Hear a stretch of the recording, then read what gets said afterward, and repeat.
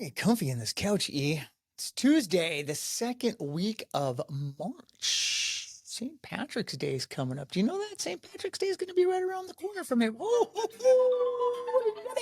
stay away from me, Lucky Charms. Holy cow. All right, that's enough of that. That's all right. Appreciate that.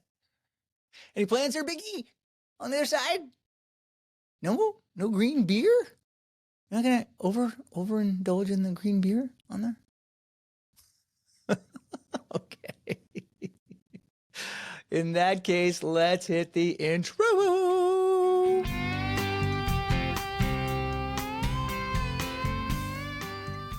Welcome to the Where's the Focus podcast. WTF is an entertaining yet educational ride with top guests from every industry. Knowing where your focus goes, your energy flows. Hosted by top-selling author, sought-after speaker, leading coach, and high-level executive in the financial industry, Daniel Manginelli. So, WTF. Welcome back to the WTF, my WTFers, the world-famous Where's the Focus podcast, known to all as the WTF. Can you believe that? Are you crazy? No, some people call it the world-famous. That's not very nice to yell at me like that. In another week to get better. It's Tuesday again. Can you imagine that? Give you a glimpse into my brain where there's a lot going on. Maybe some birds flying around and some butterflies and you know, what the dog doing? And what the dog doing with the ADD. Kind of crazy, right? So in reality, I do want to strive to always get better and to push myself. But this week, as many weeks ago, I got a new lesson when trying to fix what wasn't broken. And there's many quotes that you hear like, if it's not broken, break it, because you have to get better at what you want. Meaning if you can't stay where you are unless things change, and things do change. And I do believe that.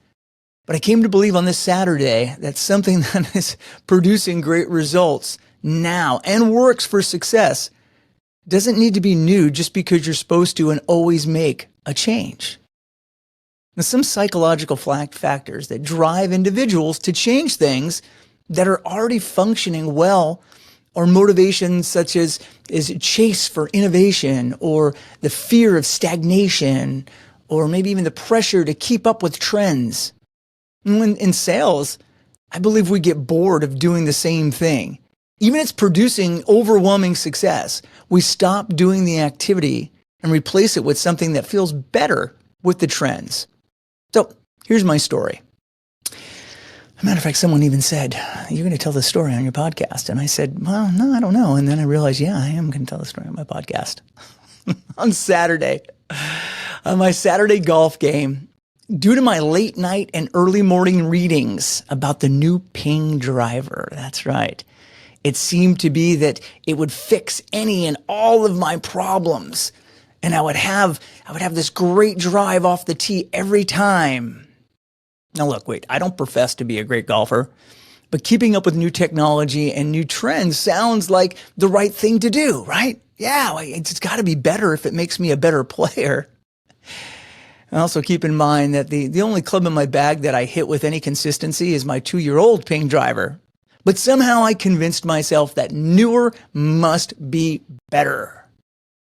So as we went to the tee box, the teams were throw the balls up and see who's paired. And I got paired with the 1986 Major League Cy Young award-winning pitcher, who I just let know, hey, guess what? I just grabbed a new driver from the pro shop that I've never hit before. But don't worry, it'll be fine. Yeah, the look on his face. Oh, this is not being pleased at any of my choices. Maybe it was the choice of just getting me as a partner. That's probably what it was. Well, besides that, I just decided to pull a new driver out of the pro shop. Well, here's the deal. It wasn't fine. For 9 holes, I couldn't figure out anything. I was all over the place, which didn't make my partner very happy. There was a hole in the ship, and I was taking him down with me. So at hole 10, the rest of the group allowed me, because you can't change clubs in the middle of a round, but allowed me to go back to my old driver which really can't change clubs, but I'm sure that they were thinking, yeah, he's playing so bad that club is not going to make a difference. It just won't. Well, it did. I was back to consistent drives and a much better scoring. And lucky for me that my partner didn't, I still think he can sling a ball, so he might have took one off the bean, or I might have took one off the bean if I didn't start playing better. Here's the deal. Well-intentioned change led to unexpected and negative outcomes. My attempt to improve had unintended consequences with no real reason or necessity. I made a change to no practice and barely any research. Does any sound familiar to you on some changes that we've all made? There's a delicate balance between embracing change for progress and valuing stability for reliability. There are times to implement change without jeopardizing the stability of the system that you're already working, but you have to research the needs before that can be done. You just can't completely abandon what is working. I see a lot of salespeople doing everything that is working and getting great business. But I don't know, TikTok or whatever it would be, or the new cool thing. It sounds like so much fun and it's the future of business. So I'm going to change my whole platform of what's working into that because I'm bored. Or it sounds more fun. Or in my case, new technology. You can implement small pieces. You just can't quit doing what works. It'd be like walking into the pro shop, getting a new driver, and hoping it turns out okay. It doesn't. When is change truly necessary? And when does the pursuit of improvement become risky endeavor? It's the fascinating dynamics of human behavior and of decision making. And it's not going to get fixed on this podcast. But I do know newer always doesn't mean better. Following trends doesn't mean you're going to succeed. And implosive decisions without enough research and evaluations going to leave you to a massive hook.